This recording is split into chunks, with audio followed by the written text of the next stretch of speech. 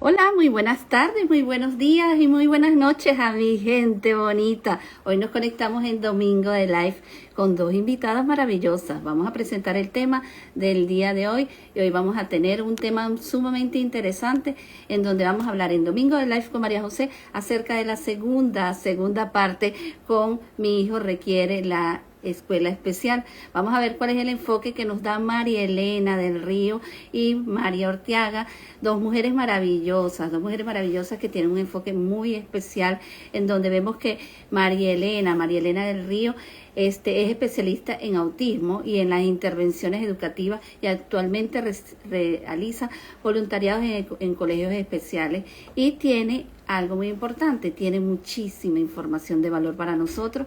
Y tenemos a María Orteaga que es una máster en la orientación conductual y también una mujer muy preparada en materia de la integración y en la materia de lo que son las adaptaciones curriculares. Y quien les acompaña en el día de hoy, que soy yo, María José Suárez Nóbrega, soy también especialista en el autismo, en el TDAH, y estoy aquí con el gran cariño desde Portugal para poder hablar con ustedes de la segunda parte, y estas invitadas prometen. Yo voy a ir copiando aquí el tema del día de hoy mientras ustedes me van diciendo: Ameba, tenemos ya las invitadas, de dónde se conectan, mientras yo voy copiando aquí el tema de hoy.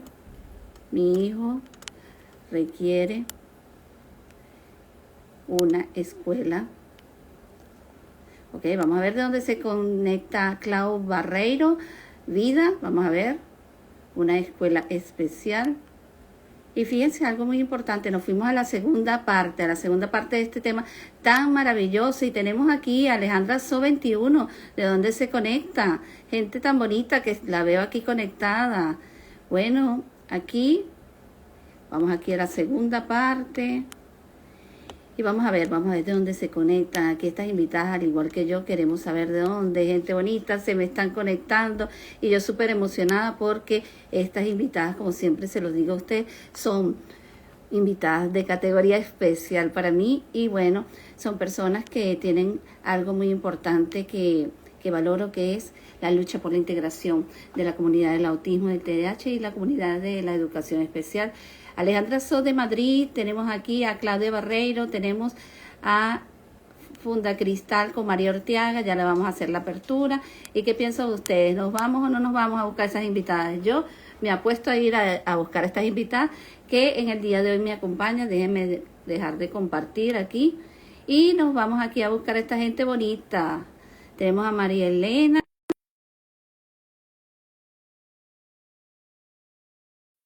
Funda Cristal, a María Orteaga, y bueno, ya las vamos a tener, mujeres extraordinarias aquí en pantalla en la segunda parte. Así que mi gente bonita, nos preparamos para encontrarnos con algo valioso. Hola, Hola María Elena, ¿cómo estás? hola. Muy bien, ¿y tú?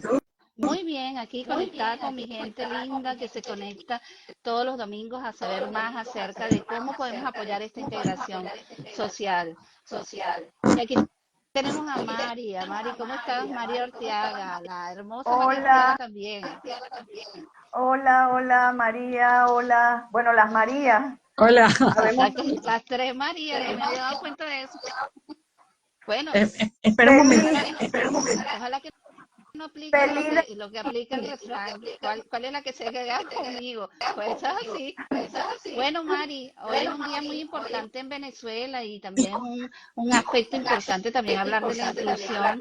Tú que estás desde Venezuela, desde ese enfoque, y María Elena que está desde Londres y yo estoy en Portugal, hablar de esta integración. ¿Hay alguna de ustedes que tiene un celular cerca que hace interferencia? ¿Seré yo? No. ¿Alguna tiene un celular por ahí, otro Yo, diferente que hace interferencia? yo lo tengo apagado. Yo Ok, estoy vamos a en el ver. celular, yo estoy en el celular, no sé si es el... A ver, habla. Oh, ok, yo voy a hablar y ya no siento nada. Ya no siento nada. Bueno, ok, gente bonita. Entonces vamos a ver aquí está mucha gente aquí conectada, mandándonos saludos y saben que querían la segunda parte porque hablamos de cosas muy importantes en la primera parte y era imposible no irse a la segunda parte. Y una de las partes importantes es el compromiso que tenemos nosotros en saber de que estos niños necesitan de la integración escolar y de la integración a nivel de la escuela regular o la escuela especial. Hablando de la inclusión de los niños que necesitan la escuela regular o la escuela especial, ¿qué nos podrías decir, Mari, en el aspecto del compromiso que tenemos que tener todo el equipo, más los padres que están inmersos y la escuela, en llevar este proceso de la manera más idónea, en donde no atropellemos los procesos? Mari, ¿cuál? María Elena. Yo, ok. Mira, yo siempre he pensado que el 70, o sea, yo siempre he pensado, no es un pensamiento, es una realidad, un hecho definitivo. Si mi hijo está de 9 de la mañana hasta las 3 de la tarde en el colegio y de las 3 de la tarde hasta las 9 de la mañana otra vez conmigo y mi hijo sufre de trastorno de sueño, es decir, el 70%, más de casi el 80% de su tiempo está conmigo. Y eso es en tiempo escolar. En vacaciones, ahorita estamos de vacaciones, está el 100% conmigo. Los sábados y domingos está 100% conmigo. Entonces, para mí el entorno escolar somos todos. Todo lo que pasa en el colegio yo me tengo que enterar. Y para yo pedirle al colegio que utilice herramientas que debe utilizar, yo tengo que enterarme de cuáles son las herramientas. Y debo saberlas utilizar en mi casa si es el caso, ¿no? Por poner los apoyos visuales, que es el core de mi especialización. Pero también debo aprender un poco de lo que es adaptaciones curriculares y demás, porque cuando a mi hijo le mandan unos deberes para hacerlo en la casa, yo tengo que saber cómo voy a explicarle a él y cómo voy a no hacérselo, sino liderar para que él aprenda. Entonces, yo tengo que aprender. O sea, nosotros somos unos padres con propósito, tenemos que aprender estas cosas. Y adicionalmente tenemos que ser equipo con los colegios. Y a veces los colegios no quieren ser equipo con nosotros y entonces nosotros nos tenemos que encargar de hacer equipo y a veces tragarnos muchas cosas, pero construir un puente sólido, porque el único perdedor, aquí nadie va a ganar, nadie gana. El único que pierde es el niño si nosotros vamos así por las buenas, mira chico, tú tienes que hacer esto porque mi hijo es autista y te lo tienes que calar. No, o sea, hay que ganarse a la gente y como digo yo, hacerle el amor a la gente para que la gente trate bien a nuestros hijos y nosotros saber cuál es la vía para poder señalársela. Es mi Sí, opinión. sí, fíjate que Ahorita hay se lo algo que paso a Mari. yo quería acentuar algo de lo que tú habías dicho, que el proceso de inclusión es un derecho que tiene cada niño y nosotros como padres tenemos que tener mayor información, lo cual a veces se cohíbe la escuela en brindarle a los padres y darle, por ejemplo, un panorama, porque muchas veces las madres o los padres que tienen niños que tienen necesidades especiales requieren de una información vasta y resulta ser que andan como en una nube porque lamentablemente no hay nadie que oriente el proceso. Ahora, Mari, en este proceso que tú has orientado a tantos padres y a tantas personas que han seguido este proceso de inclusión, ¿qué piensas de esta inclusión sea vista por los padres como una posibilidad y no como un rechazo que se le impone la sociedad a esta población? Fíjate, primero que todo lo que dijo Marilena, yo estoy totalmente en apoyo total a eso. De hecho, estaba sacando la cuenta ahorita para llevar información visual de cuánto tiempo dura, o sea, cuánto tiempo pasa nuestros hijos mensualmente en casa versus una terapia que a lo mejor, si realmente corres con suerte, puede que el niño la obtenga diariamente 1 hora, sobre todo acá en nuestros países, que eso no lo cubre la salud pública. Entonces, realmente tenemos que hacernos conscientes que tenemos un trabajo y ayer precisamente leyendo Autismo Diario decía, mira, conseguimos lamentablemente muchos padres que ya sus hijos tienen 13, 14, 15 años y están como que en el punto inicial de aceptación todavía y no saben por dónde estudian mejor y no saben cómo manejar ciertos desafíos conductuales. Entonces tú dices, bueno, en dónde estamos parados. Definitivamente el colegio, o sea, estamos en un proceso acá en cuanto a la inclusión y te vas a conseguir opiniones divididas. Entonces, acá hay que empoderarse como familia para saber realmente qué es lo más conveniente en un momento determinado para tu hijo y poder elegir. Así como eliges a lo mejor un colegio donde van puras niñas o donde van puros varones, que no son colegios inclusivos realmente. Entonces, también elegir, mira, qué es lo que necesita realmente mi hijo en este momento. Y eso tú no lo puedes hacer a través de los ojos solamente de un especialista. Un especialista, un educador te puede dar recomendaciones y sugerencias, pero al final eres tú, porque tú eres la que vives con el niño y sabes realmente todo el contexto donde se desarrolla y todo el potencial que tiene. Yo quiero destacar muchísimo que a veces la escuela te dice que no, el especialista te dice no, el niño tiene que quedarse con determinada, formándose de determinada manera, y por tener una mamá insistente que sabe las habilidades de su hijo porque se lo demuestra a diario, es que el hijo termina en la escuela ordinaria y termina yendo a la universidad y termina yendo a la NASA. Sí. ¿Ok? O sea, termina yendo a la universidad, porque si fuese por los especialistas, si fuese por el educador, te dice acá no puede porque tiene una condición y porque yo lo que veo de tu hijo es pura necesidad y no veo habilidades y no veo fortalezas. Entonces, hay que estar claros en eso, que muchas veces hasta el funcionario público que supuestamente está para ayudar a la inclusión puede que tenga un sesgo de información y no te ayude. Entonces tienes que tener unas bases muy sólidas para tú realmente llevar adelante un proceso de... Yo veo Ok. una cosa, yo veo una cosa a diario, que todos los colegios, no todos los colegios, la mitad de los colegios que se llaman inclusivos no son inclusivos, es marketing. Y la mitad de los colegios de educación especial tampoco es una educación especial, es un casi que un poquitico mejor que un manicomio. O sea, uno tiene que saber, uno tiene que conocer, uno tiene que ir, pero sobre todo uno tiene que aprender para poder liderar en la educación de nuestros hijos. Si nosotros estuviéramos hablando de diabetes, porque nuestros hijos son diabéticos, todas nosotras deberíamos saber cómo medir la insulina, o sea, todos los procesos cuando hay una hipoglicemia, cuando hay una hiperglicemia. Tenemos que aprender todas estas cosas porque nuestro hijo es diabético. Bueno, en el autismo es igual, pero no es algo, no es medicina. Nosotros tenemos que aprender un montón de cosas que tienen nuestros hijos para nosotros poder liderar y enseñar a los demás, porque estamos en un mundo donde la mayoría de las personas no conocen. O sea, tú eres psicóloga, María José. ¿Cuántas horas en toda tu carrera te enseñaron de autismo? 1 hora, 2 horas, ya Muy está, poco. Lo que yo busqué fue por mi parte. por tu parte. Exacto. Entonces, nosotros Pero somos los que tenemos que liderar eso. fíjate una Y que cosa de la, María Elena y que la, y con Mari, que yo quería hablar de este aspecto. Yo pienso que a nivel profesional, por ejemplo, a nivel del docente, voy a hablar del docente como figura, por lo general en una aula de clase hay una diversidad de niños y existe un niño con una necesidad especial.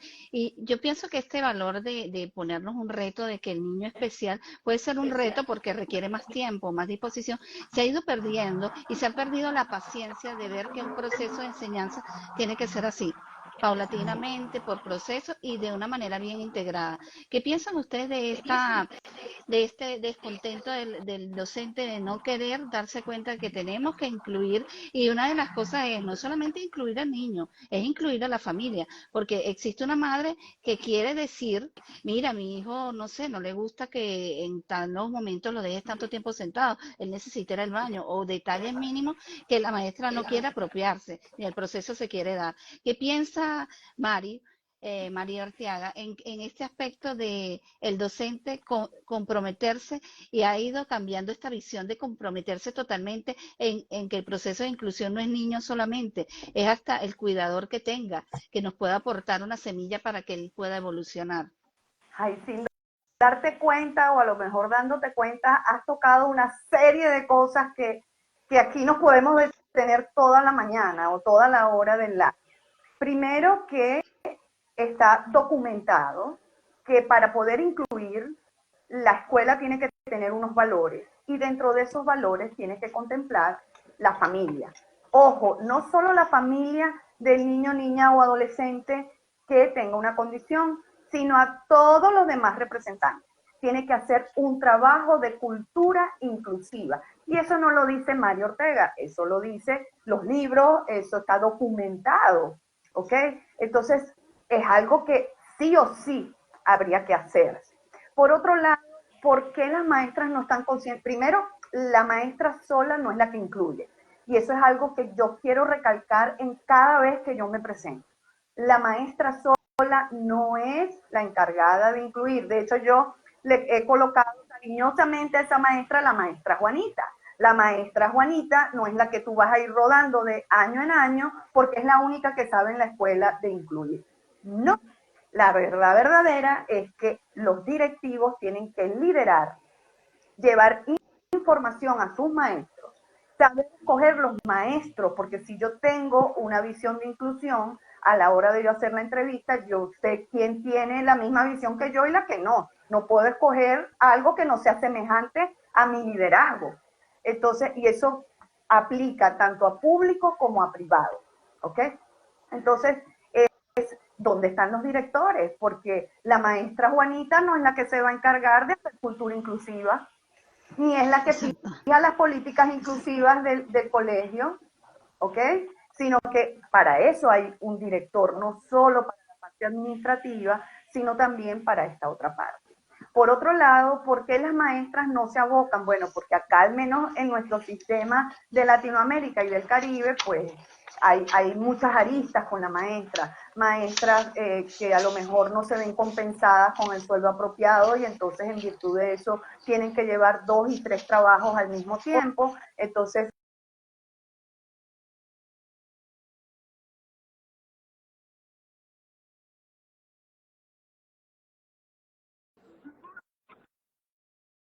sobrepasan a veces, creo que se me fue la señal. No, a ti no, escuchan? pero María José, yo te escucho a ti. Ok, ok. Por otro lado, tenemos aulas súper abarrotadas.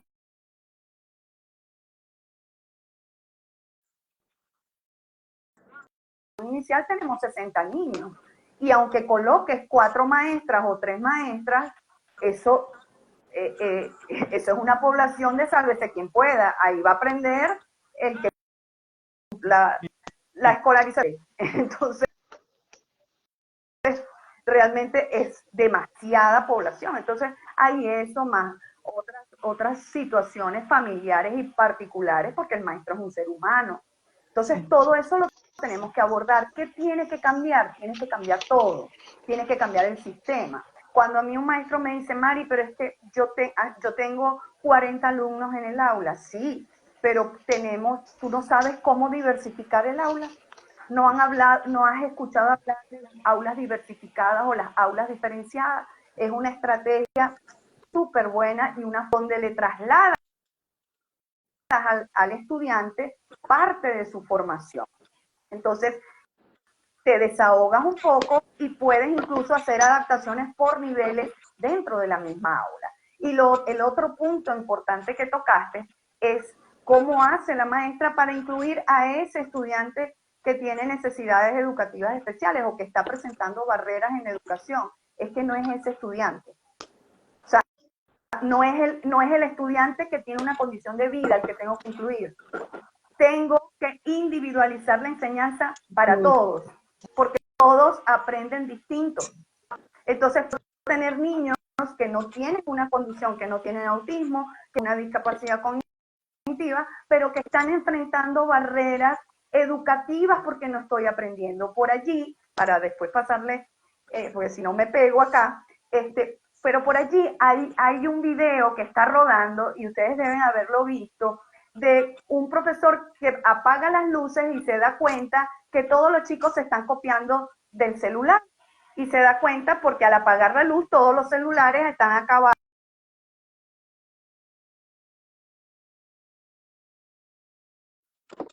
esos niños que no estudian. Yo cuestiono es al docente. No te estás dando cuenta que a nadie le interesa lo que tú le estás brindando y por eso se copian, porque no tienen el interés para estudiar lo que tú le estás dando. Así de aburrida será tu clase que no tengo interés en lo que me das. Exacto.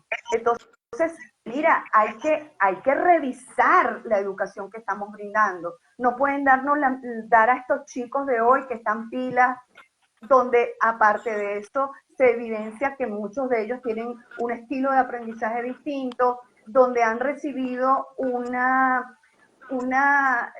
motivación distinta a la que teníamos nosotros, que jugábamos en la calle y montábamos patines en la calle con los vecinos. Esa generación ya no existe. Y si siguen preparando a nuestros educadores, porque esa es otra arista, la academia tiene una gran deuda con la inclusión, porque a nuestros profesores no los forman en inclusión, no los forman en adaptaciones curriculares, entonces tiene que llegar un especialista de afuera, tiene que llegar una mamá empoderada para agarrar a esta maestra, adoptarla y enseñarle todo lo que su hijo necesita. Claro. Entonces, Sí, Pero hay la un situación de componente. ahorita es así. Y entonces, como la situación de ahorita es así, tenemos que trabajar eso así con lo que hay. O sea, es la realidad actual. La realidad actual es que sí, hay gente que tiene un liderazgo que puede llegar a ciertos sitios políticos, que pueden empezar a cambiar ciertas cosas políticas, pero mientras eso no ocurra, nosotras como mamás tenemos que aprender y liderar para que las cosas ocurran. Y las cosas pueden ocurrir si nosotros lo sabemos hacer y liderar bien. Y lo tenemos que hacer. Lamentablemente es así. Yo vivo aquí en Londres y en Londres, en colegios ordinarios, también hay que trabajar eso. Aunque hay dinero, hay presupuesto, hay un montón de cosas, pero es una cuestión de cultura y aptitud que tenemos que trabajar para que la gente abra open mind y empiecen a cambiar y a cambiar ese sistema que tú dices, que lo explicaste muy bien, Mari, de que la gente está, o sea, la era digital, la gente, no, a los niños no hay que darle teléfono, no hay que darle nada. Vale, la edad de piedra, la edad de los metales empezó no porque se acabaron las piedras, llegamos a la era digital, entonces tenemos que aprender a sacarle partido a la parte digital y utilizarla para el bien y ver cómo le sacamos el desarrollo adecuado. Y ya está. Y esa es la óptica, no negarlo, no decir, no lo saques y nada. Y hacer lo que tú bien lo acabas de explicar.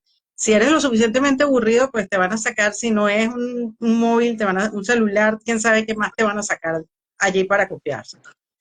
Fíjense que hay un detalle en ese proceso de la inclusión, ya sea en América o en Europa, que es importante resaltarlo, ¿no? En este proceso de integración a la escuela regular, existe un desconocimiento del proceso tan grande que nosotros vemos que al no incluir, al dejar que el directivo no se apropie del proceso tampoco, vemos que el proceso se va a dar de una manera totalmente errónea, en donde no hay una particularidad de primero legalmente irnos a la parte legal y segundo, y respetar los derechos que tiene como individuo en la vida. ¿Qué opinas, María Elena, de este contexto como madre, del irrespeto por parte del proceso inclusivo, de entender que es un ser humano que tiene derechos y que requiere la inclusión escolar? Mira, es un problema que va más allá de lo que nosotros podemos decir que por ley, que la ley está escrita y demás. Ya estamos viviendo nosotros ya esto es una cuestión de filosofía pura y decir que los humanos hemos perdido los principios y los valores fundamentales que nos hacen personas sociales, de respetar que nuestro derecho termina donde empiezan los derechos de los demás. Hay una parte de que también incluye la parte de pasión, de que, oye, no, o sea, mi deber llega hasta acá y tu hijo transgrede eso, mi deber y eso es problema tuyo, no es problema mío, ¿no? Pero ¿por qué hay gente que sí lo hace y gente que no? Porque tiene pasión, porque tiene un don de gente un poquitico más allá y entonces eso lo podemos realmente trabajar, o sea, yo ya creo que eso ya es filosofía dura, ¿no? De entender de que hay una cuestión de valores que hemos perdido. Y entonces yo siempre he dicho que cada vez que yo entro a un colegio nuevo, entramos mi marido y yo como los Teletubbies, hola, saludando, y todo para ganarme a la gente. Yo no vengo a decir, yo soy especialista de autismo y de nada, yo no sé nada. Yo soy una persona que no sé absolutamente nada. Me gano las personas, las observo, las mido, las peso y demás. Y cuando ya puedo, empiezo yo a trabajarla para ganarme y conseguir el camino adecuado a mí. Eso lo he hecho aquí y lo hice también en España en varios colegios. Y siempre me ha resultado, pero es una forma de ser, una forma de liderazgo y demás. Y le he sacado a todo el mundo lo mejor que tiene, porque no, nunca he conseguido un no como respuesta. Siempre he logrado hacer brillar a la gente. Okay. Paso. Yo quiero decir algo, y lo has dicho muy bien, Marilena, o sea, tenemos como que una misma visión. Yo hablo mucho, o sea, yo tengo mamás que dicen, es que yo tengo que luchar. Yo digo, no luches, vamos a conquistar espacios. Yo creo que lo hemos hablado en varias oportunidades. Conquistemos espacios. Y cuando conquistamos espacios, estamos en un plan de enamoramiento hacia el otro. Eso es una forma de incluir que es mucho más amable para todos, porque a veces también los maestros se sienten atacados, ¿ok? Y eso hay que reconocerlo. Si nosotros como mamá nos dan el diagnóstico de nuestro hijo y nos dio miedo y nos dio pánico y no salimos corriendo y se lo dimos a la hermana Juanita porque no teníamos a la hermana Juanita, porque yo entré en pánico, yo lo tengo que decir, o sea, no puedo decir otra cosa porque fue la realidad, y yo creo que todas pasamos por esta transición. ¿Sí? Es un hecho. Imagínese una maestra que está con más de 30 alumnos en una aula y que le digan que Pedrito, que no sé quién, que el otro tiene TDAH, que el otro tiene autismo 2, que el otro tiene Down, que el otro, concho, le dice la maestra Juanita, y entonces, o sea, tiene razón de tener miedo. Lo que sí yo pues cuestiono es cuando te pones en resistencia, maestra Juanita. La maestra Juanita se puso en resistencia y entonces no quiere hacer más nada y no quiere escuchar más allá y no quiere. Eso allí hay que hacer un manejo, y te voy a dar mi estadística. Del 95% de las mamás que vienen dispuestas a denunciar a la escuela, de las mamás que yo he atendido, el 95% le digo, vamos a poner esta denuncia en suspenso porque te falta reunión con el equipo, te falta llevar al terapista a hablar con la maestra, porque a veces la maestra se pone oído sordo a mamá y entonces esto lo puede hacer mejor un especialista. Te falta la reunión con todo el equipo, coordinación, dirección escolar, la maestra y la terapista, y tú presente, y hasta que no agotes esa vía, no puedes denunciar. ¿Por qué? Porque es la palabra tuya contra la palabra de una maestra y no hay nada escrito, no hay un acta, no hay, sino que solo no hizo adaptaciones, y entonces no es la manera. ¿Ok? Vamos a agotar la vía, y por lo general, agotando la vía, aunque tengo mamás que dicen, no, ya tengo todo listo, haz la prueba, y haciendo la prueba se dan cuenta, bueno, hicimos la reunión y a la semana la maestra comenzó a hacer las adaptaciones y me empezó a involucrar. Sí. O sea, eso es mucho mejor, porque lo que yo les digo, cuando tú denuncias, tú estás metiendo emociones y estás dividiendo tus emociones en algo más. Y estás quemando puentes. Y aparte te estás agotando como mamá, porque vas a tener que estar pendiente, además de todo, de una denuncia que tienes. Ojo, el 5% sí les he tenido que decir, bueno, sí, aquí ya agotaste todo y esta es la última vía, la última carta que te queda. Y sí tienes que hacerlo, y muchas veces sí tienen que hacerlo, Marilena y María José, porque si nos quedamos solamente con el plan, o sea, para tú lograr cambios importantes, tú necesitas de todo. La mamá luchona, la mamá que conquista espacios, la mamá que habló hasta agotarse, y necesitas de todo, porque todos hacemos como que ponemos ese componente allí para ir abriendo ese espacio.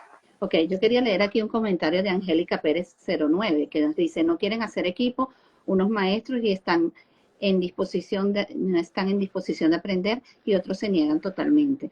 Fíjense que un punto importante que se acaba de tocar aquí es el rol que cumple el equipo multidisciplinario en concordancia con la madre y en concordancia con la maestra y con la escuela, en donde eso es un hilo que va todo encaminado en la misma dirección. ¿Qué ocurre? Hay madres en donde es muy difícil explicar por qué ocurre el proceso, qué es lo que yo observo y qué es lo que yo te digo, mira, el niño no puede hacer tal cosa porque tiene esta limitante, hazlo de esta manera.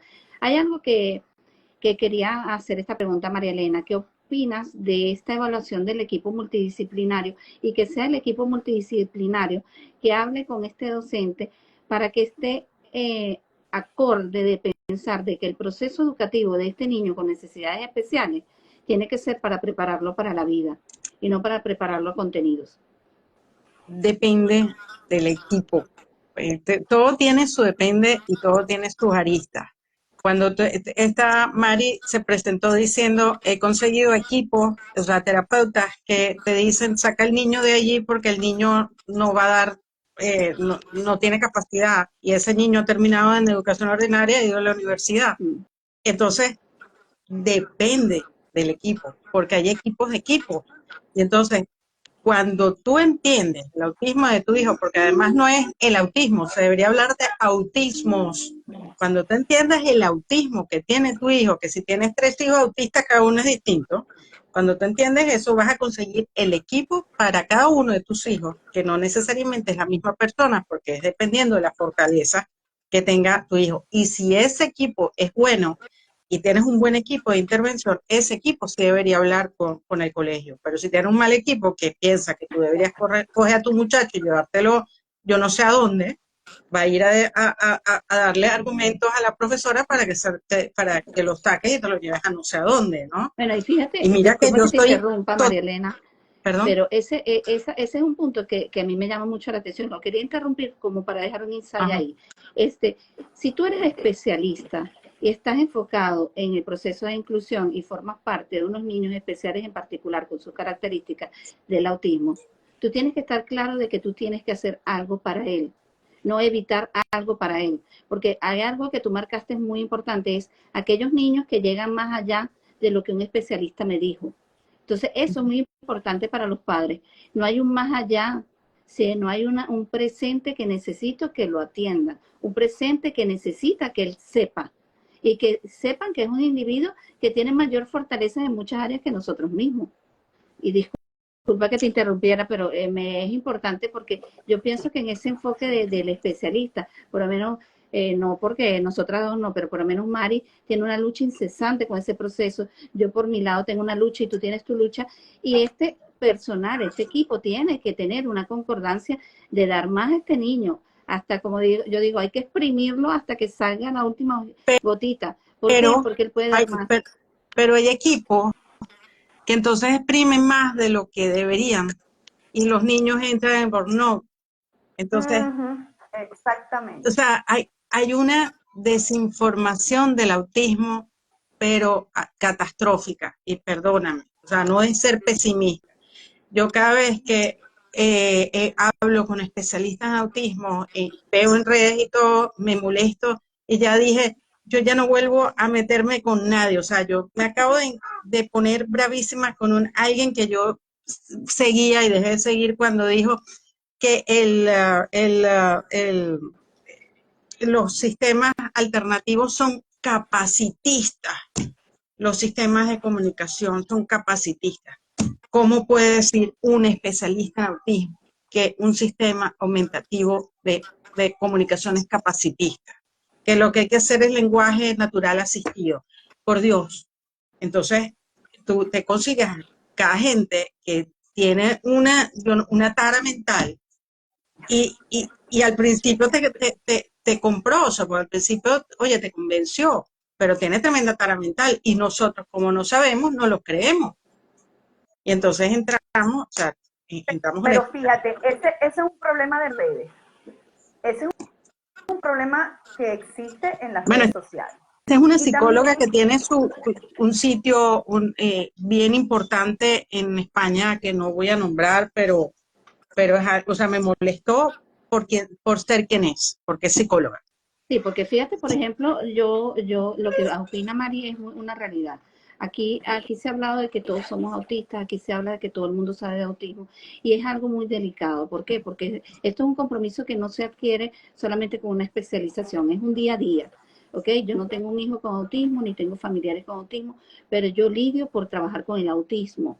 Es decir, tú tienes que comprometerte y darte cuenta de lo que estás diciendo, lo que estás hablando. Porque, ¿qué ocurre?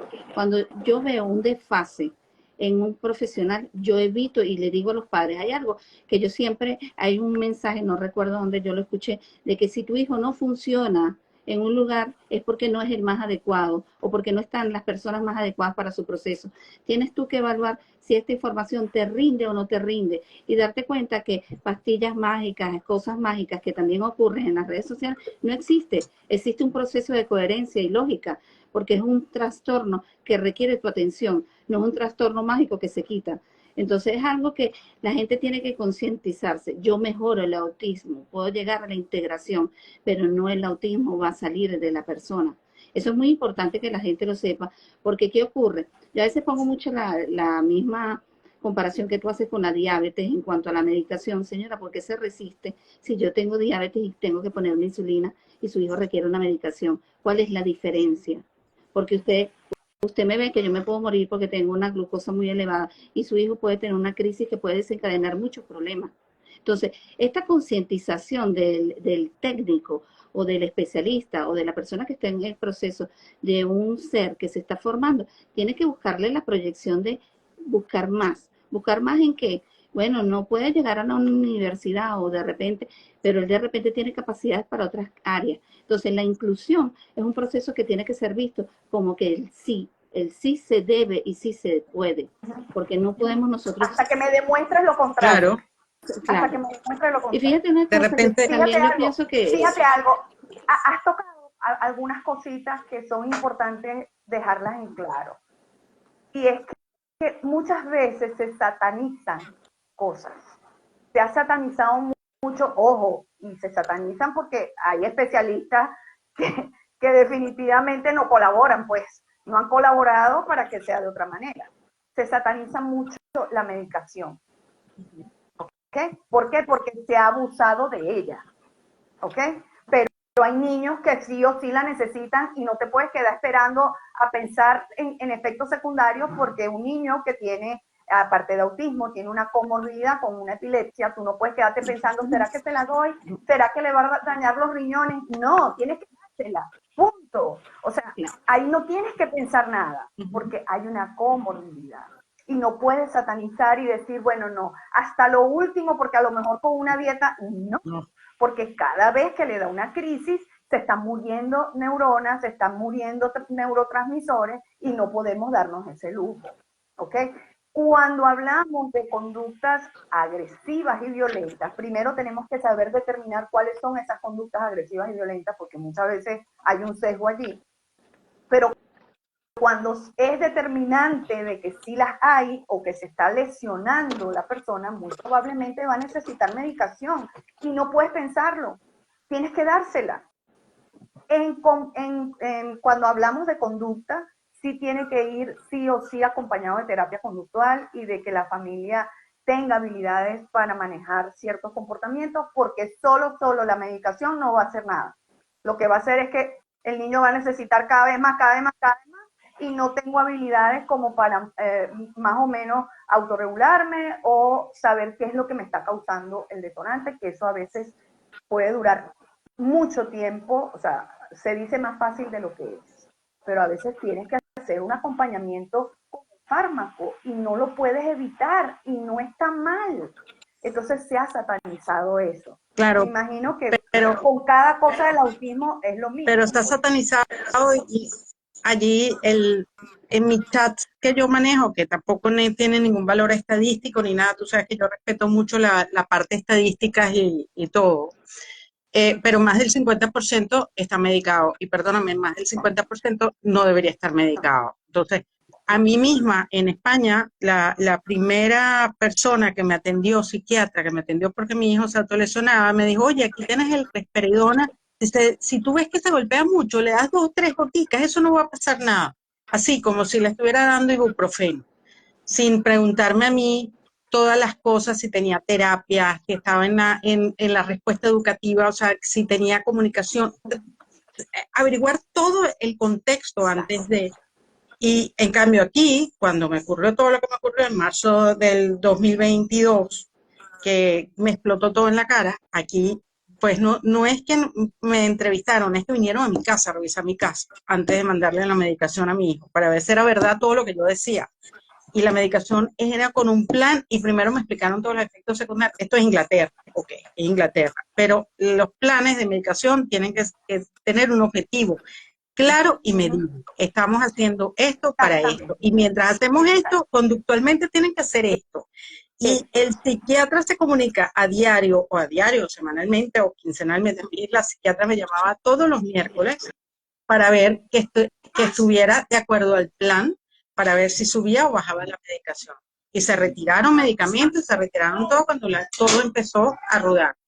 Y así debería ser. Y resulta que más del 50%, que no es ningún valor estadístico, ni estoy dando ningún estudio ni nada, es percepción, tienen medicación y no deberían tener. Porque Exacto, no. porque fíjate una cosa, lo que María había hablado es importante, esta parte del proceso de psiquiatría. Psiquiatría se sataniza porque hay mala praxis. Exactamente. Y una de las cosas es que yo porque vea que él de repente se está mordiendo en un momento determinado en la consulta, no quiere decir que él se autoagrede. Puede ser que en ese momento hubo un cambio de ambiente. Tenemos que evaluar también, tenemos que estar claros que una sola vez no me puede determinar, ni solamente que la mamá me diga sí o no, yo tengo que estar con ese niño en contexto. Por eso que también el proceso evaluativo es algo que a los padres yo siempre digo, relájese señora, relájese, porque yo en un día no puedo determinar el plan de acción porque es imposible. Y algo necesario es tomar en consideración que si existen estas comorbilidades, por ejemplo, yo voy a hablar de un TDAH. Un TDAH, ¿cuántos golpes sufre un niño que se lanza al piso, que corre, que salta, que tiene esa adrenalina tan fuerte y cómo se dañan las articulaciones? Y decirle a los padres, evalúa el niño cómo va a ser de adulto, cómo va a estar sus piernas, cómo va a estar, porque es también ver más allá de dónde llega la medicación, por qué yo la hago. Por ejemplo, en el caso de la parálisis cerebral, ¿cuántas neuronas no se pierden con una convulsión? Entonces tenemos que estar claro que él va a perder funciones y de repente este niño llega a un momento que empieza de repente a babearse porque perdió el control de la saliva. Entonces hay cosas importantes que puntualizar. Aquí hay un comentario de Ovaca por Monagas que dice, ¿por qué como madres nos están llamando instructivas? Y me atrevo a decir, vemos madres preparadas, más preparadas que el docente. Fíjense qué importante ese comentario. Hay algo importante que yo quería manifestarle a ustedes. En el caso de la escuela regular, con los parámetros que tienen, y la escuela especial, ¿qué consideran ustedes de que la escuela regular necesita saber más de la escuela especial para poder llegar a este contexto de una integración muy armónica? ¿En qué sentido? ¿Qué objetivos tiene la escuela especial y qué es lo que yo espero si este niño tiene capacidades para ir a la regular? ¿Qué me puedes decir, Mari? Mari Orteaga. ¿Cuál? Bueno, realmente, fíjate, el paradigma de inclusión nada tiene que ver con la escuela especial. O sea, te lo digo así, cada vez que tú dices, María José me dice integración, yo veo integración escuela.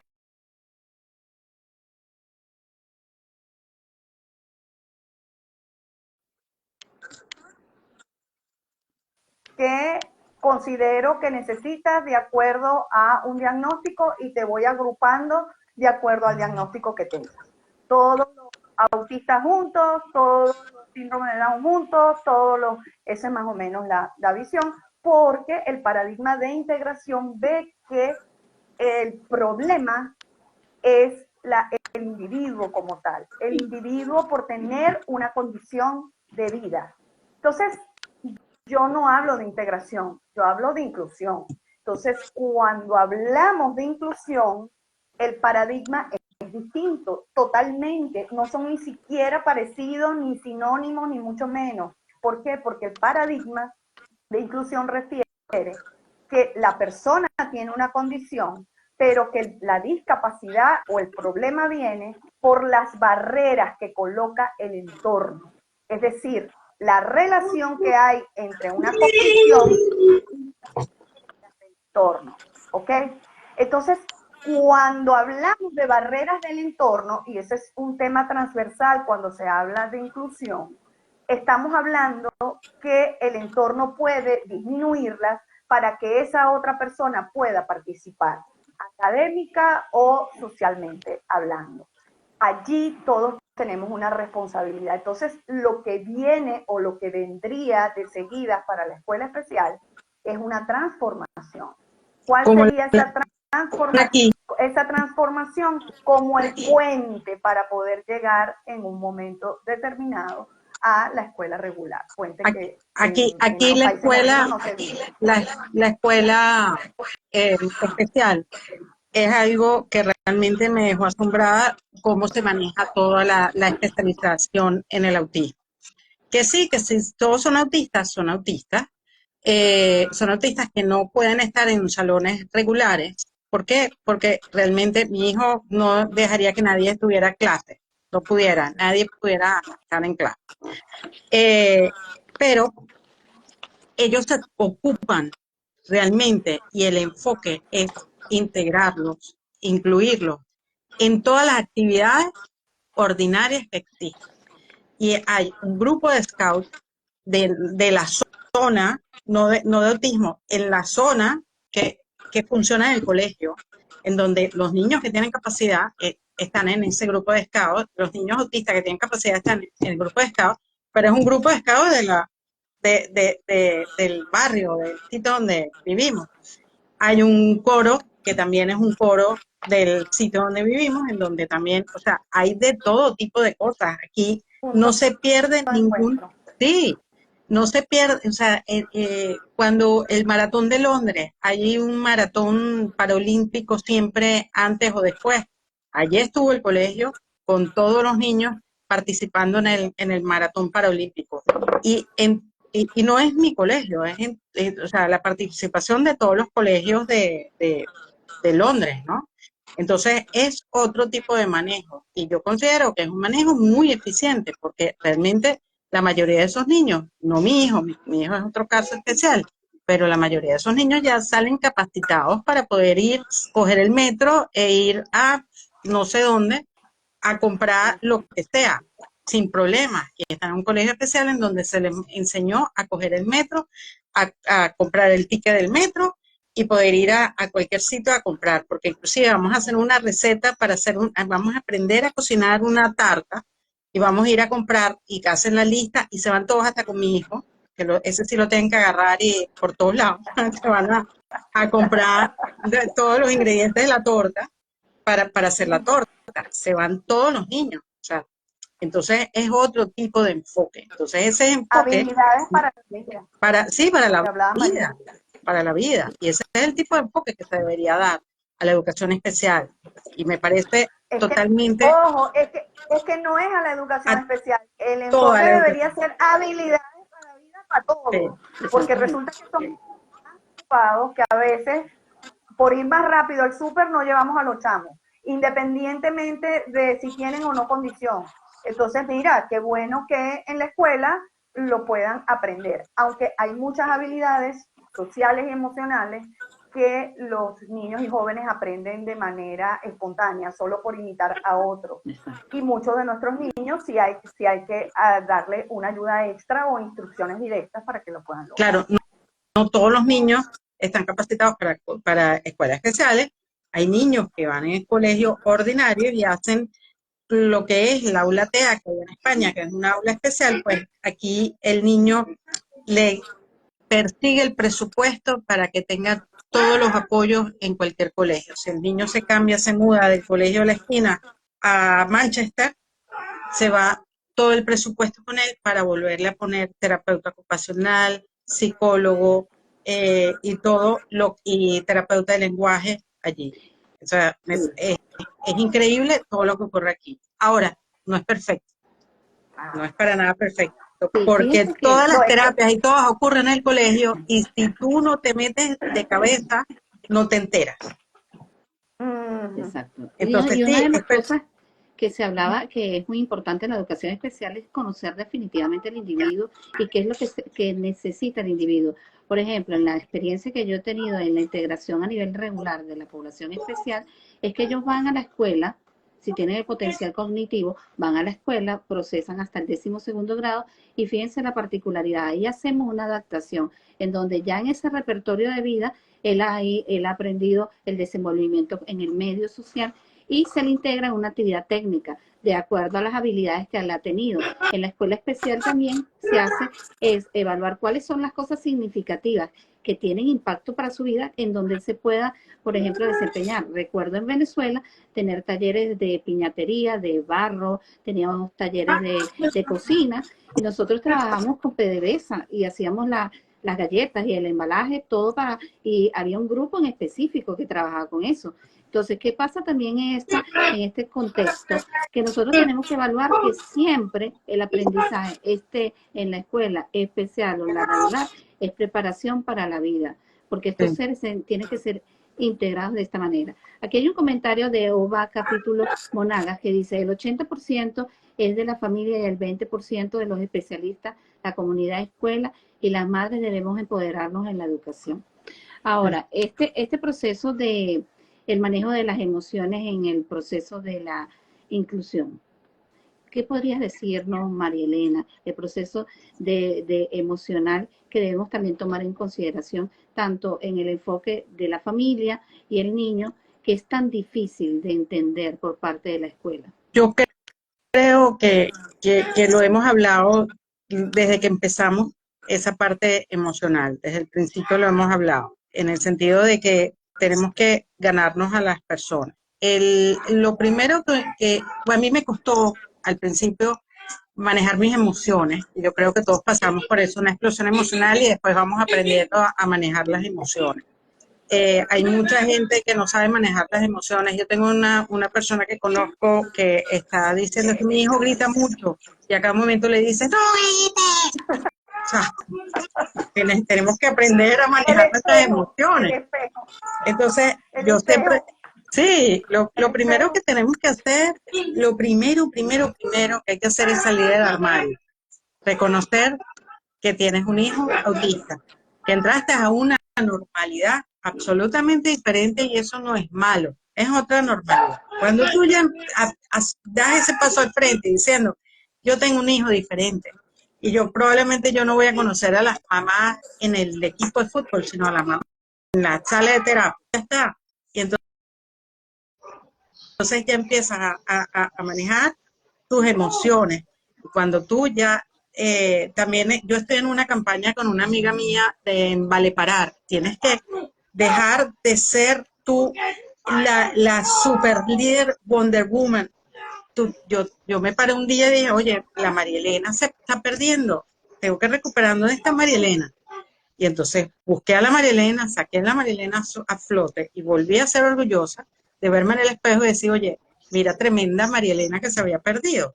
Y esa María Elena es la mamá de Ricardo. Y entonces todo ese manejo de emociones es importantísimo, porque es la única forma de que tú te puedas sentar con alguien que es una pared y decirle calmadamente que tu hijo es autista, que necesitas ayuda, que no vas con una piedra para que para que no saque una ametralladora, paca, y ir con calma, guiándolo a donde tú necesitas que vaya. La batuta. Particularmente, yo, obviamente, todo eso que explica Marilena, como mamá también lo viví, porque tengo 3 hijos y uno de ellos es neurodivergente, y yo me hice acompañar por un especialista. Y eso me ayudó a salir de allí de manera mucho más rápida. Y lo digo acá, de hecho creo que nunca lo había comentado en ninguna parte. Lo comento acá por si hay alguna mamá, esa mamá no se sienta mal de buscar ayuda. Exactamente. A veces la necesitamos y es maravilloso porque yo sentí que salí de ese hueco, pero rapidísimo, gracias a un apoyo extra que tuve. Y muy bueno, porque si no, imagínate, iba a afectar a todo el entorno familiar, porque definitivamente, si uno de los líderes de la casa, que es papá o mamá, está mal, pues todo lo demás Está está mal. funcionando mal. Sí. ¿Ok? Exactamente. Porque somos los líderes. Realmente mi esposo lo asimiló mucho más fácil porque él sí llevaba mucho tiempo trabajando con niños y jóvenes neurodivergentes, desde siempre. En cambio yo no. Y entonces a mí sí me impactó muchísimo. Eso lo quiero dejar hacer público, o sea, mira, si necesitas ayuda, no tengas pena. Hay que pedir. Pide la ayuda a ese terapista. Y a veces es muy necesario es hablarlo. Y no hablarlo con tu mamá porque no te va a entender. A lo mejor tu mamá se queda en la lástima, mi hija que la está pasando mal, ¿sabes? Y es esperable la mamá. Ese es hablar. Incluso no tiene que ser un psicólogo, hablarlo con alguien que te pueda entender, que te pueda escuchar de manera activa, ¿ok? Y que te pueda dar realmente, validar lo que estás sintiendo, porque esa es una de las cosas. Si no pidiendo, o sea, María es una exagerada, o sea, ella está exagerando, o sea, ¿qué tanto? ¿Sabes? Si el hijo se le ve igualito que los demás. No, o sea, lo que tú vives en familia, y María Elena como mamá tiene que saberlo, sea nivel 1, o sea nivel 2, o sea nivel 3, hay que buscar un equilibrio diferente y leer otros libros distintos a lo que leen las mamás normalmente, pues. Como si tuviera diabetes. Leerme los dos. Yo tuve que leerme los dos, Yo también. el de la mamá neurotípica y el del otro. Yo también. Y entonces, bueno, en base a eso buscar un equilibrio. Aparte, mis hijos son morochos.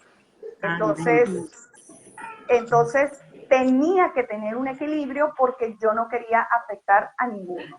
¿Okay? Claro. Y dejaste de ser padre a empezar a ser pares, que es lo que me pasó a mí, porque no podía, entonces había actividades que se iba uno con un niño y el otro con el otro, y sí hacíamos actividades los cuatro, sabiendo, pero había dedicación a mi hijo neurotípico para que no se sintiera jamás en otro plano, en un plano menor. Está en otro plano, porque sí es otro plano, es una realidad, pero que no se sintiera disminuido para nada. Desplazado. Esa es la palabra. Sí. Sí, fíjense que aquí también hay un comentario de Oba, capítulo. Desde ahí empieza la inclusión. Y por eso es que yo digo, la inclusión empieza desde casa. Si no logramos ese equilibrio en casa, vas a ver afuera el espejo, la maestra le falta, el colegio no hace, y lo que está realmente es proyectando sus debilidades en esa escuela. Cuando no estamos en esa proyección, entonces empezamos a ofrecer soluciones y vemos la escuela como uno por todos los entornos como uno por Mira, yo vi una conferencia hace muchos años, creo que es la directiva de Brincar, de Argentina, creo que es ella, no estoy segura, sí. Que decía, con los ojos que ves a tu hijo, con esos ojos el mundo lo verá. Entonces, si tú ves a tu hijo como un problema, todo el mundo lo va a ver como un problema. Si tú ves a tu hijo con lástima, todo el mundo lo va a ver con lástima. Pero en cambio, si ves a tus hijos como un mundo de probabilidades, todo el mundo va a buscar las probabilidades con tu hijo para atomizarlo. Entonces, ese es el cambio que tenemos que dar. Y ojo, ¿qué es lo más difícil? Y vámonos para allá. ¿Qué es lo más difícil en el autismo y en el TDAH? Que son condiciones invisibles. Sí.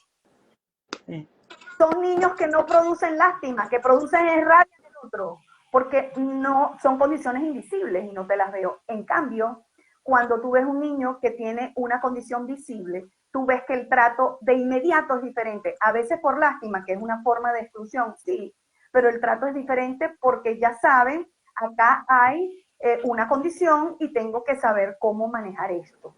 Pero muchas veces los hijos nuestros no son precisamente inspiradores, porque más bien van a ser retadores, ¿sabes? Sí. Entonces, son condiciones pues que aparte tienen ese plus.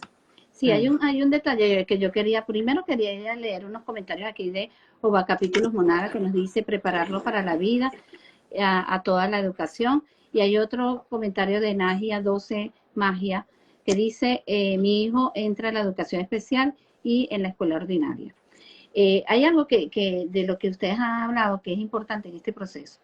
el tener el diagnóstico del autismo o de cualquier proceso de la neurodiversidad es un proceso muy complicado para los padres.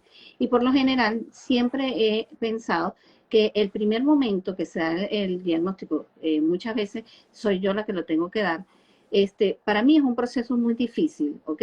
Entonces nosotros tenemos que focalizar a estos padres de que es un camino difícil, pero es un camino donde primero tenemos que prepararnos. Los padres tienen que prepararse porque si ellos no están disponibles a aceptar la neurodiversidad y lo que es la integración, el proceso no se puede dar.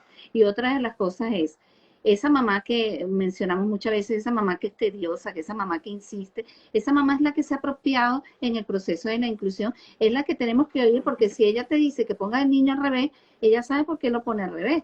Porque a veces yo le digo, si la mamá dice que lo sacuda, sacúdelo, porque ella sabe un poco más. Ella tiene una cantidad de tiempo más y a veces muchas técnicas en casa resulta ser más apropiadas. Es importante tomar en cuenta que la primera casa, que es la familia, es una casa vital que tenemos que apoyar y que tenemos que integrar. Y otra de las cosas es este proceso de concientización social de esta neurodiversidad en la escuela. Es muy importante tomar en consideración que muchos de los factores que impiden la inclusión es el rechazo a no saber. El rechazo de no saber los niños, porque este niño es extraño. La mamá dice, no te juntes a este porque hace un ruido que no me gusta. Entonces, esta parte, yo quería hablar de este aspecto, de tomar en cuenta la prioridad de la concientización de la inclusión. ¿Qué nos puedes decir, María Elena, en el proceso de la inclusión para lograr una adaptación adecuada de padres a niños en la escuela especial? Mira, bueno, en la escuela especial, En la escuela regular, perdón. en la escuela regular, sí, pues que estamos todos ya allí, es otro nivel. Sí. Mira, cuando yo empecé, mi hijo en el aula TEA, en el colegio, que él tendría 5 años, 6 años, todo el mundo lo miraba así como extraño, ¿no? Y ahorita todo el mundo tiene WhatsApp, ¿no? Y enseguida me metieron en el grupo de WhatsApp. Y entonces yo, como empecé a ver que todo el mundo empezaba a mirarme y a mirarlo y nadie se atrevía a preguntar, porque ya además yo era la nueva. Yo escribí en el grupo de WhatsApp, expliqué lo que era el autismo, expliqué cómo eran las cosas distintas de mi hijo y les expliqué más o menos el autismo y las cosas diferentes de mi hijo. Le digo, son las cosas que ustedes están viendo, pero hay más cosas iguales que diferentes, ¿no? Porque les gusta igual las películas de Disney como a tus hijos. Y empecé a explicar un montón de cosas y después les dije, voy a seguir explicando por aquí porque es muy aburrido explicar, pero le estoy dando mucho pie para que ahorita ya me conocen, ya soy la mamá de Ricardo y en cualquier momento que me vean en el colegio, me paran y me siguen preguntando, porque no quiero seguir dando información porque estoy ya escribiendo una novela aquí. Yo lo hice largo, lo hice bastante corto y inmediatamente la actitud de los padres conmigo cambiaron y dejaron de mirarlo distinto y mirarlo todo. Ya en vez de mirarlo distinto, lo miraban con curiosidad, no con que este niño no se comporta, sino con curiosidad, una curiosidad. Cuando tú ves algo distinto, te da curiosidad. Y cada vez que me podían y veían, tenían tiempo, me preguntaban con confianza, porque yo les abrí la puerta para que me preguntaran con confianza. Y entonces eso fue algo que a mí me ayudó muchísimo y lo recomiendo. Salgan del armario y expliquen. Sí, y aquí hay una Llevar pregunta, hay información. algo importante que es un mensaje que nos dice Magia 12, que yo doy gracias a María Elena porque desaprendí para volver a aprender de nuevo y centrarme en mi hijo y no en el diagnóstico solo. Fíjense la importancia de esto. El diagnóstico no va a determinar el desempeño. El desempeño lo vas a determinar tú como madre, en donde no va a haber limitantes. E inclusive, fíjense, es algo yo diría que es gracioso, pero al mismo tiempo es peligroso pensarlo, ¿no? Yo que estoy en Europa, aquí hay lo que se llaman las personas que se preparan para las carreras universitarias, el psicólogo, profesoras de educación especial. En Venezuela había algo muy minucioso que se hacía, era que en los centros de educación especial, por ejemplo, en el caso mío, a mí me ponían retos con esos niños. El niño está en proceso de empezar la adquisición del lenguaje, él tiene que decir tantas palabras y yo lograba el objetivo. Es decir, que si nosotros nos empeñamos, logramos objetivos. Si, por ejemplo, una niña con una PC, como me pasó a mí, tiene que caminar un poco más derecha y que se le entienda, si no aplazas, yo logré el objetivo, es decir, encaminarnos en que sí se puede definitivamente el proceso, pero es una cuestión de un comentario que nos hizo aquí o a capítulos que dice, hablar como la doctora Mari te hace tocar tierra. Es definitivamente, tenemos que tocar tierra en la realidad de nuestros hijos. Mi hijo no va a ser un hijo visto como los otros quieren verlo, sino mi hijo tiene que ser visto con la oportunidad de crecimiento, con la oportunidad de integración. ¿Y por qué no? Ser de repente una persona que me sorprenda más al verlo integrado socialmente en cualquier lugar donde se desempeñe como trabajador o como guía o como ayudante o lo que sea, pero siempre darnos cuenta que es un individuo que merece la oportunidad de la integración. Ahora, como cierre, yo quería a María Elena, que quisiera que comenzara Mari Orteaga, en este aspecto de conciencia en lo que mi hijo requiere una escuela especial, ¿Cómo concientizar a estos padres definitivamente que no es malo un proceso de integración? ¿Me escuchas? Es que se No, cortó la escuché la pregunta. primera parte. Ok, mi pregunta sería, ¿de qué manera podemos concientizar a estos padres que este es un proceso que debemos nosotros luchar y que todo el mundo debe integrarse? Bueno, realmente los padres tienen que darse cuenta de sus hijos, pues básicamente. Hay algo que a mí me gustaría dejar claro. Cuando se dice que diagnóstico no es pronóstico, es porque va a depender y va a depender básicamente no solo de las ganas y del amor y de las terapias que le imprima mamá o la familia, porque eso también es darle una carga extra a la familia. Hay familias que hacen de todo, sus hijos van evolucionando, pero resulta que al final no alcanzan todo eso y pueden sentir que no hicieron lo suficiente. No sé si me estoy explicando, pero la realidad es que no quiero, después de un encuentro con nosotros, los padres queden con una carga mayor. Tengo que esforzarme más porque mi esfuerzo es directamente proporcional a las resultas, no necesariamente. Y está demostrado que hay 4 cosas fundamentales para que ese diagnóstico no sea el pronóstico, sino que el pronóstico sea distinto. Una es el compromiso familiar, evidentemente, y cuando hablamos de compromiso familiar, pues estamos totalmente claras que tiene que haber conocimiento, tiene que haber empoderamiento, tiene que saber cómo manejar ciertas situaciones de su hijo antes que nadie. Está una escuela, la escuela que el niño necesite para aprender. ¿Por qué? Porque es el segundo centro de socialización para cualquier niño. Tercero, las alternativas terapéuticas que tengas. Obviamente, mientras mayores recursos terapéuticos tengo y mejores especialistas tengo alrededor, pues el pronóstico pues va a ser siempre mucho mayor. Y si se fijan, esas 3 primeras que he nombrado, pues sí, dependen mucho de la familia y de ese empuje que demos como familia. Pero hay un cuarto ítem que no depende de nosotros y es la organicidad. Hay niños que le damos todo esto, pero orgánicamente empiezan a evolucionar con otras comorbilidades y eso complica un poco el panorama.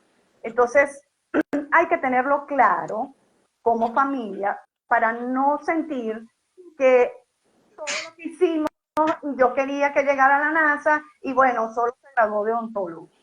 No, ¿sabes? O sea, no, porque al final cada quien viene con un propósito de vida y hay una parte orgánica en la cual nosotros como familia no podemos impactar porque eso está en cada individuo. Hay que ser valiente. Entonces hay que ser claro y justo, porque si no, nosotros como mamás lo que hacemos es darnos latigazos porque no lo pudimos lograr.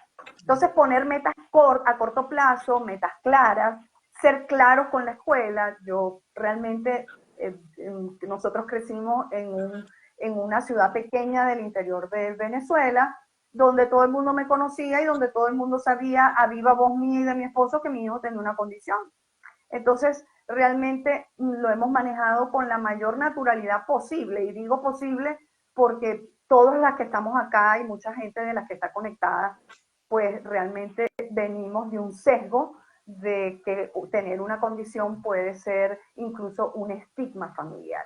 Y eso hay que hablarlo, hay que decirlo, porque así ha sido visto durante siglos, y más bien nosotros estamos dando un paso adelante con estos lives y con el propósito de vida para desmitificar toda esa serie de situaciones, pero que los papás sepan, hay que impulsar, hay que dar lo máximo, ojo, sin presionar al individuo, porque entonces tenemos lo que decía Marilena, tenemos un individuo que tú puedes más, y cuando tenemos una carga sistemática de presión, lo que a largo plazo vamos a obtener o es depresión o es ansiedad. Los dos flagelos grandísimos que hay hoy en día, y está en la juventud, está en la adolescencia, explota de manera vertiginosa. ¿Y por qué si yo? No, porque una persona que constantemente se ve forzada, y no logra porque siempre hay más, y no logro lo suficiente porque siempre hay un requisito más, pues mira, definitivamente se va a agotar emocionalmente hablando. Ojo, escuchar y observar a nuestros hijos. Muchas veces tomamos decisiones por ellos pensando que como tienen una condición no pueden. Y a veces observando nada más nos damos cuenta es que él quiere estar allí, es que él quiere quedarse más tiempo allí, o es que él no quiere comer ahorita. Unos escogerán la universidad y otros escogerán qué comer. Pero darle el derecho a autodeterminarse, que eso se nos olvida mucho como mamá, creyendo que somos la dueña de la verdad y que ellos no pueden y nosotros sí. No.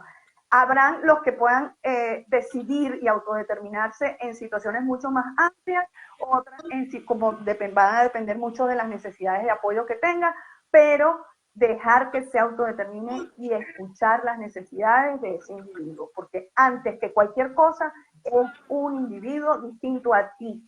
Y a veces como mamá, hasta con los neurotípicos cuesta entender esa parte. Sí, hay algo que mencionaste que me agrada muchísimo, que es este aspecto de respetar los espacios, de respetar los tiempos, porque cada uno tiene un proceso importante y muchas veces esto atropella las metas que nosotros podemos pensar o la misma meta que él quiere tener, porque nosotros hemos tenido, por lo menos en la escuela especial, ya en el taller laboral aquí en Portugal, tenemos un niño que tiene un nivel de funcionamiento muy bajo, pero él es adulto y no quiere estar con unos más bajos de su edad, y él se integra perfectamente con los que son muy funcionales, por llamarlo así. Es decir, yo tengo que respetar ese proceso, porque yo puedo causar una involución que no puede ser favorable. Aquí hay unos comentarios que hizo Ova Capítulo Jonás, dice, desear que nuestros hijos sean felices haciendo lo que les gusta, y Gabriela Domingos dice, sí hay que respetar el proceso y sobre todo toque el goce de la vida. El goce de la vida. ¿Ok? María Elena, yo tengo una hermana que se llama María Elena, me gusta mucho ese nombre. Bueno, mira, María Elena, yo quiero hacer una de la pregunta que le hiciste a Mari. Sí.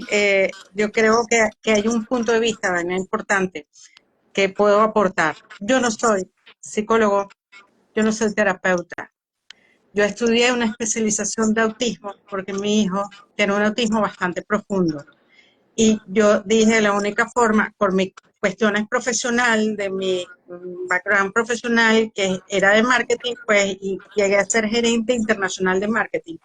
Yo dije, yo tengo que ver cómo me como esto del autismo, e hice una especialización. E hice la especialización no para ser terapeuta de mi hijo, sino para enterarme cómo podía ayudar a mi hijo y contratar y buscar a los mejores que estén conmigo.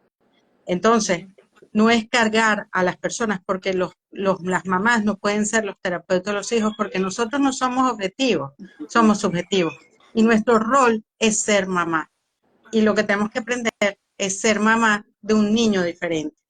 Entonces, sí, cuando a mí me hacen, porque me validan o sea, cuando me dicen, oye, yo quiero que te des un curso, que eres tú, yo soy especialista en autismo, porque lo hice en uno de los mejores sitios de España.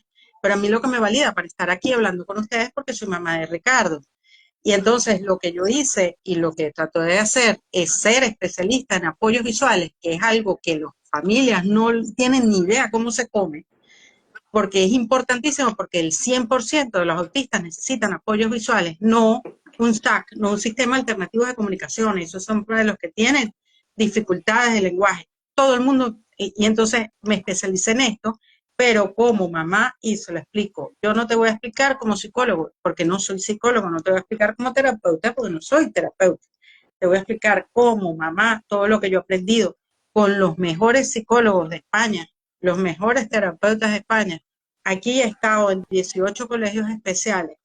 Soy ahorita miembro del LAB, que es del Local Advisor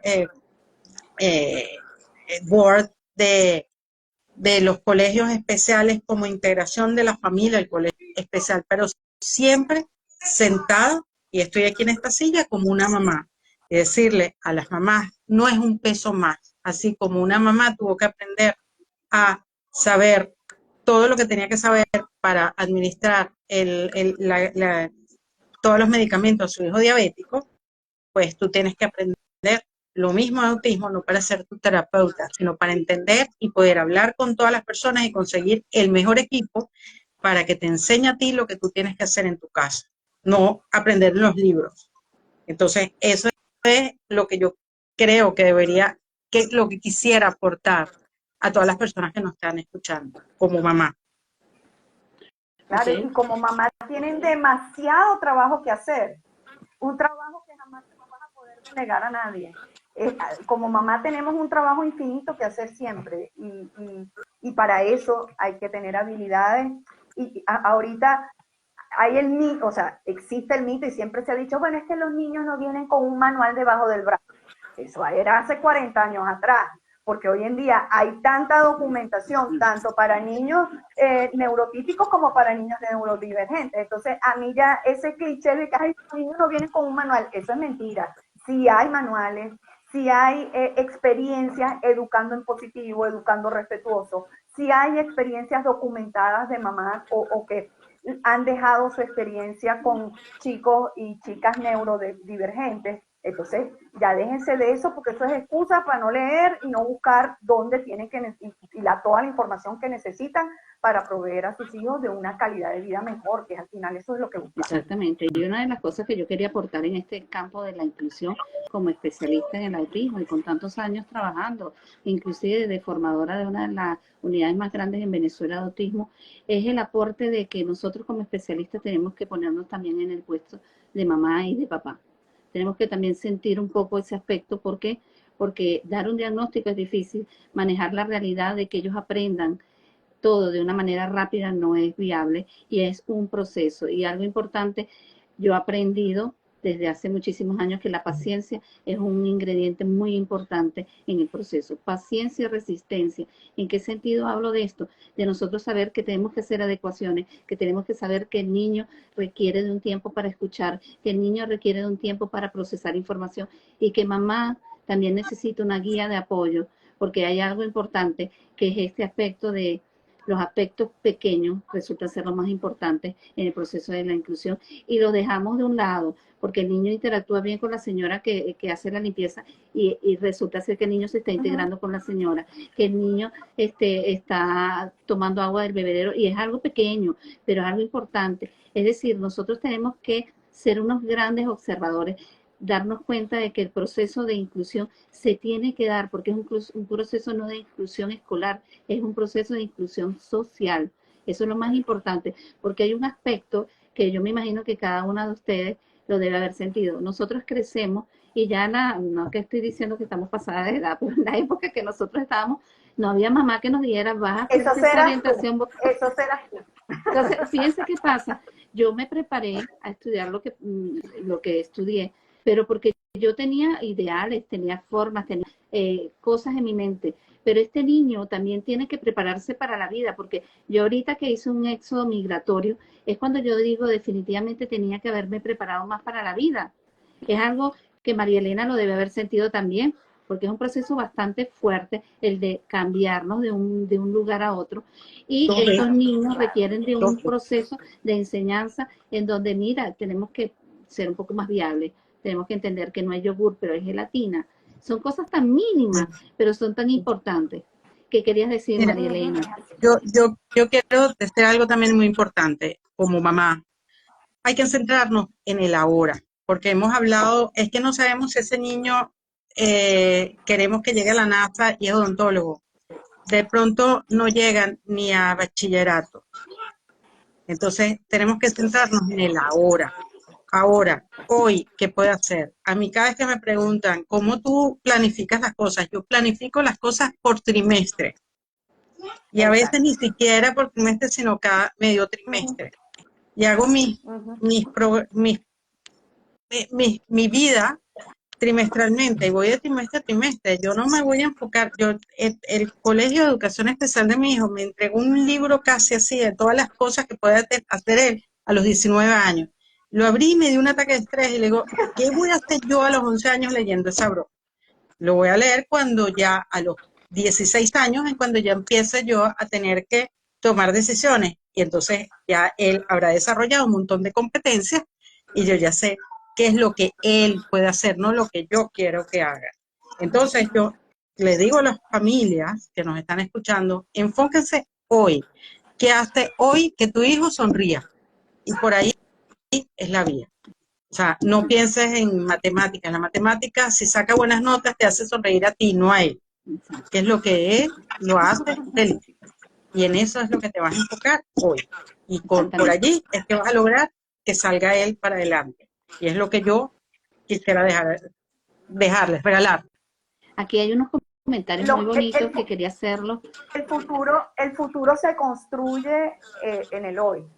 Sí, Entonces, el futuro es hoy. sí, lo que te haga feliz, pero con proyección. Exacto. O sea, yo también me colocaba por trimestres o cada 6 semanas para hacer cambios, pero siempre con una visión hacia las habilidades sociales y a las habilidades para la vida. Y realmente no me arrepiento de haber No, invertido todo el tiempo que invertí en eso, porque ya exacto. yo tengo un hijo Mirar al adulto futuro, y pero eso, con y eso pasos, facilita. miradas lejos, pero con pasos cortos.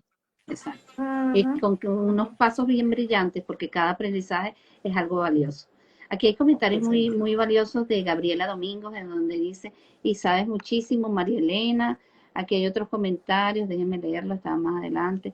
Aquí dice Juli Pías, Medio San, gracias por tus aportes y guías, me han ayudado en los comienzos con los pictogramas. Hoy lo implemento en terapias y escuelas. Soy mamá de un nené de 3 años, gracias por tanto.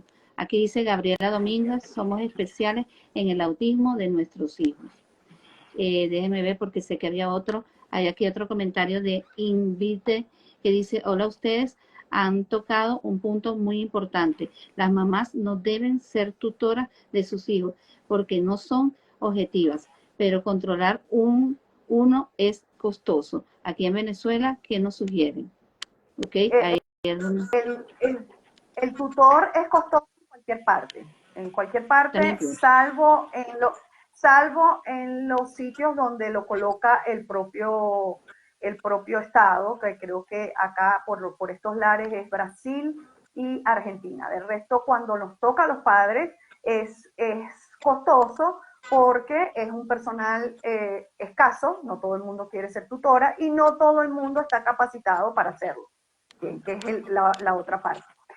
Ok, Que la aquí mamá no es objetiva y no puede ser tutora, no. Acá en el autismo no hay blancos y negros y ya María Elena lo explicó muy bien. O sea, acá no hay, siempre hay aristas y siempre hay situaciones y siempre puede ser.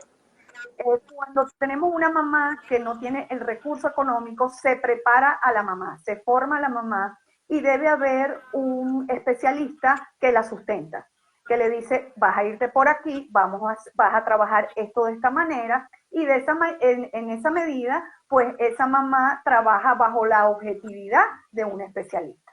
okay. Entonces, a partir de allí, porque vemos también que hay una realidad. Yo en el 2015 decía lo mismo, no pueden ser porque cuando iniciamos dando el diplomado de tutores, pero una mamá, más de una mamá me hizo ver la realidad, mira, vas a tener que buscar una solución porque la realidad es que yo dejé de trabajar para cuidar a mi hijo, tenemos solamente un ingreso y o le doy terapia al niño o el niño va a la escuela con el tutor.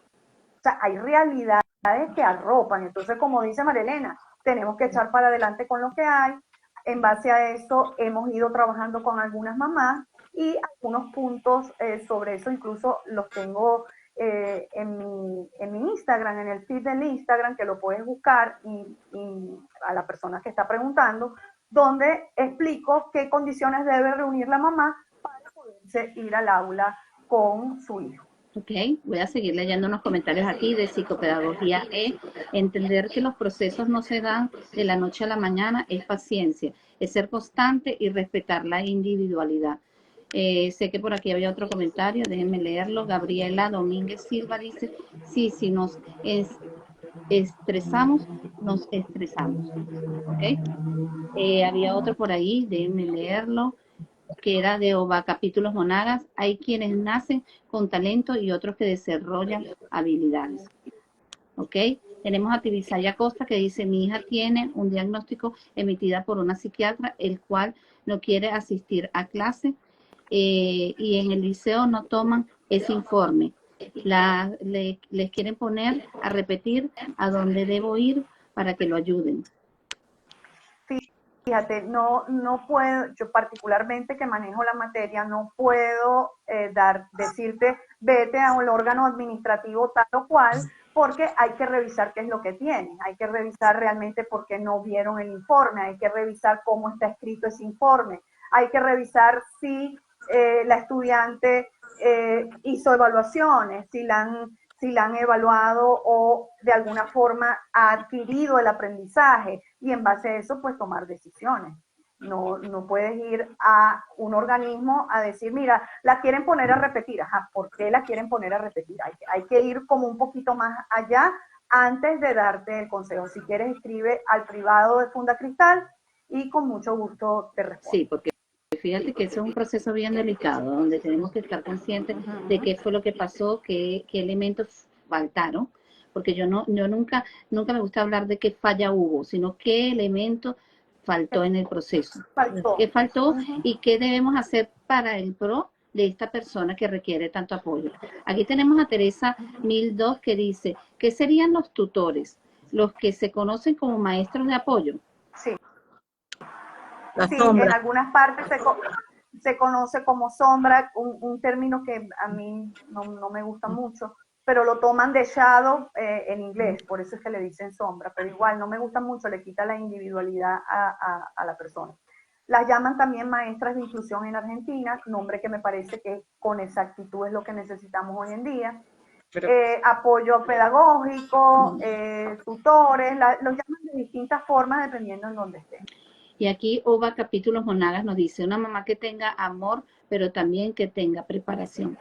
Muy importante eso, del autismo o cualquier neurodiversidad, tenemos que tener el compromiso de formarnos y formar todo el equipo y sobre todo muchas veces se penaliza uno u otro persona ente del proceso de la inclusión y esa es la persona que más tenemos que apoyar. Maestras a veces no tienen tanta formación, tenemos que apoyarlas en ese proceso y darnos cuenta de que, como había dicho María Elena al inicio, hay unas escuelas que hablan de inclusión y no conocen la materia, nosotros ser portadores de enseñar y concientizar. Ahora estas chicas tan bonitas, vamos a ver María Elena, ¿dónde te puedo conseguir en las redes sociales? Y me escribes después en el comentario. Ok, Medriosan, y soy especialista en apoyos visuales y enseño a todo el mundo apoyos visuales, justamente porque todos los niños, todos adultos, cualquier persona necesita apoyos visuales. Es más, tú tienes tus preguntas escritas, ¿verdad? Ok, ahora te pregunto una cosa.